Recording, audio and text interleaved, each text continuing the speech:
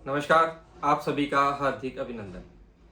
आज हमारा विषय है आने वाली बसंत पंचमी। बसंत पंचमी एक ऐसा पर्व है जिस पर माँ सरस्वती की विशेष कृपा आप सब पा सकते हैं। माँ सरस्वती जो कि ज्ञान, विद्या, किसी भी कला के क्षेत्र में आपको उन्नति के रास्ते पर बड़ी आसानी से माँ सरस्वती की आराधना ले जा सकती है, जिसके रिजल्ट्स आपको बहुत ही बढ़िया देखने को मिलेंगे। यह एक ऐसा दिन होता है जिसको हम सर्व कार्य सिद्धि मुहूर्तों में गिनते हैं। इस दिन आपको किसी भी मुहूर्त के लिए विशेष रूप से कोई भी प्रतीक्षा करने की आवश्यकता नहीं होती। आपको चाहे शादी करनी है या कुछ भी अच्छा कार्य करना हो, आप बिना किसी मुहूर्त निकाले इस दिन कोई भी विशेष कार्य कर सकते हैं। ऐसी ही और रोचक जानकारियां मैं आपको इस वीडियो में दूंगा। वीडियो को थोड़ा ध्यान से और पूरा देखिएगा, आपके लिए बहुत फायदेमंद सिद्ध होगा। सबसे पहले हम बात करते हैं, जो बच्चे आज स्टडी कर रहे हैं वह इस दिन क्या विशेष करें, और इसके बाद हम बात करेंगे कि जो जातक अपनी लाइफ में किसी कला के क्षेत्र में है, उन्हें कोई प्रॉब्लम आ रही है, वह क्या उपाय करें। उससे पहले हम जानते हैं कि बसंत पंचमी होती क्या है, इसका क्या क्यों इतना महत्व हमारे शास्त्रों में वर्णित है।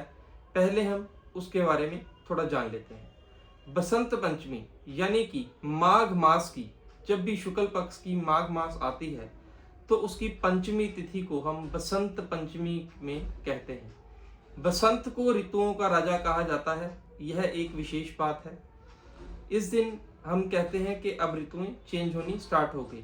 जैसा कि हम देखते हैं पिछले फॉग डेज में पेड़ पौधे मुरझा जाते हैं, कईयों के पत्ते झड़ जाते हैं, अब वह सब पुनः निर्माण में विकसित हो जाएंगे।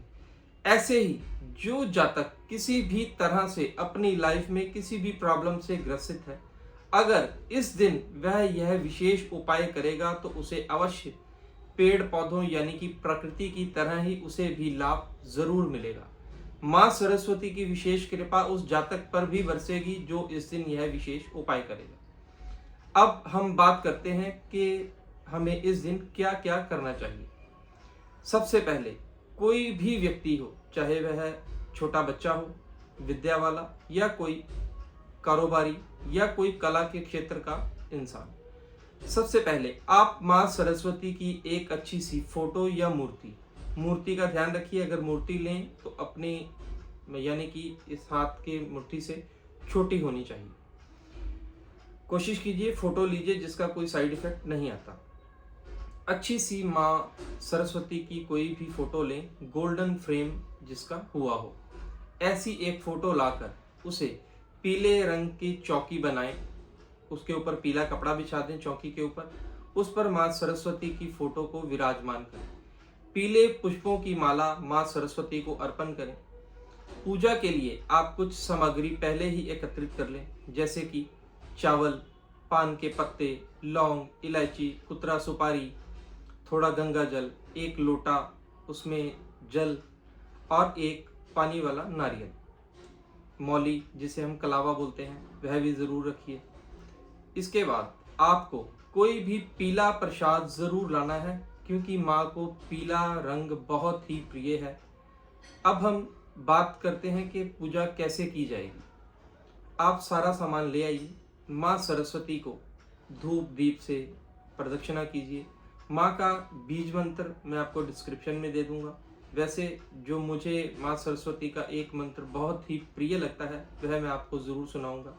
हो सके तो इस मंत्र की एक माला जाप जरूर कीजिए। सरस्वती महाभाग्ये विद्ये कमल लोचने विद्या रूपी विशालाक्षी विद्याम देहि नमस्तुते। जितने भी स्टूडेंट्स हैं या कला क्षेत्र के जातक हैं वह इस मंत्र के एक माला जरूर जाप करें। इसके पश्चात आप माँ को पीले रंग का जो भी प्रसाद आप लाए हैं, कोशिश कीजिए कि घर पर ही हलवा बनाइए जिसमें पीला रंग डालिए, वह माँ को भोग लगाइए और लोगों में बांटिए। और अगर आप चाहते हैं बहुत ज़्यादा तीव्र उन्नति हो तो आप माँ को चावलों की खीर बनाकर उसमें थोड़ा केसर मिलाइए।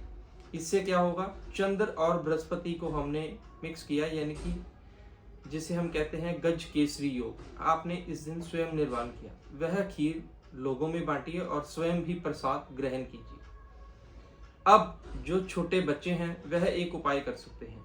वह क्या करें कि किसी भी नीडी जो बच्चा हो उसे कॉपी या पेन, जिस चीज़ की भी आवश्यकता हो, कॉपी, पेन, पेंसिल, रबड़, शार्पनर, विद्या के रिलेटेड सामान, पुस्तकें, वह ज़रूर गरीब बच्चों को जो पढ़ना चाहते हैं और उनके पास ऐसी व्यवस्था नहीं है, उनकी हेल्प कीजिए। जो भी कला क्षेत्र के जातक हैं, जिन्हें चाहिए कि हमारी कला में बात तो है लेकिन हमें उतनी रिकॉग्निशन नहीं मिल रही, या हमारा उतना जो आउटपुट है वह हमें दिखाई नहीं दे रहा, वह माँ सरस्वती के चरणों में 5 पीले फूल रखें। वहां पर बैठकर माँ सरस्वती की कोई भी पूजा, वंदना, आरती या जो मैंने आपको मंत्र दिया, इसका जितना जाप हो सके वह करें। उसके पश्चात माँ सरस्वती के समक्ष बैठकर आराधना करें कि हे माँ, मैं इस कला क्षेत्र में हूँ और मैं जो चाहता हूँ वह मुझे मिल नहीं रहा। बस इतनी सी आराधना माँ से बसंत पंचमी के दिन कीजिए और देखिए कैसा आपको लाभ होता है। अब हम बात करते हैं कि बसंत पंचमी है कब। बसंत पंचमी बेसिकली 2 तारीख को सुबह 9 बजकर कुछ मिनट पर स्टार्ट हो जानी है। वो क्षेत्रों के अकॉर्डिंगली 2, 4, 5 मिनट का अंतर सभी जगह रहता है। और 3 तारीख को सुबह 6:50 तक अप्रॉक्स रहेगी। अगर आप 2 तारीख को अभयजीत मुहूर्त के मध्य में इसका पाठ करते हैं, पूजा करते हैं, तो आपको विशेष लाभ मिलेगा। 2 फरवरी को दोपहर 12:13 से 12:56 तक जो है अभयजीत मुहूर्त है। अभयजीत मुहूर्त एक ऐसा मुहूर्त है जो 27 मुहूर्तों से अलग एक नक्षत्र है। 27 नक्षत्रों से अलग एक ऐसा नक्षत्र है जिसमें हम कोई भी काम करें वह अभयजीत का मतलब है कि उसमें कभी भी हमारी हार नहीं होती। ऊपर से बसंत पंचमी, उस दिन का अभयजीत मुहूर्त बहुत ही विलक्षण योग है। आप 2 तारीख दोपहर 12:13 से 12:56 के मध्य यह सारा कार्य कीजिए, आपको विशेष लाभ होगा। अब मैं छोटी सी एक जानकारी आपको और देना चाहूँगा।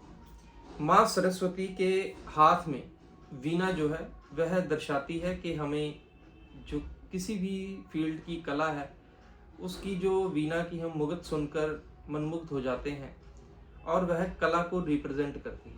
माँ के हाथ में एक पुस्तक है, एक अक्षमाला है।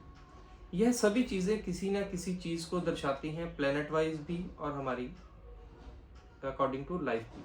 वीडियो बहुत लंबा हो जाएगा, इस पर एक बार आपको ज़रूर एक डिटेल वीडियो दूंगा माँ सरस्वती के पूर्ण पर, कि माँ सरस्वती को वाइट कलर के कपड़े ही क्यों। चलो अब विराम लेते हैं। आप सभी को बसंत पंचमी की हार्दिक शुभकामनाएं। उपाय कीजिएगा, आपको विशेष लाभ होगा। फिर मिलते